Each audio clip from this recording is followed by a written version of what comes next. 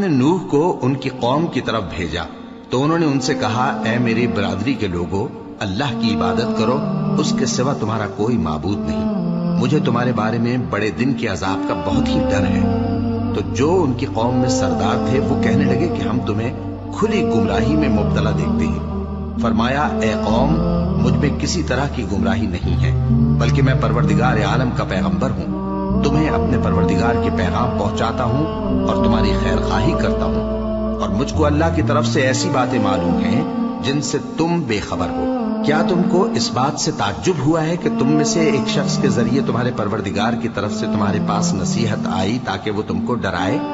اور تاکہ تم پرہیزگار بنو اور تاکہ تم پر رحم کیا جائے؟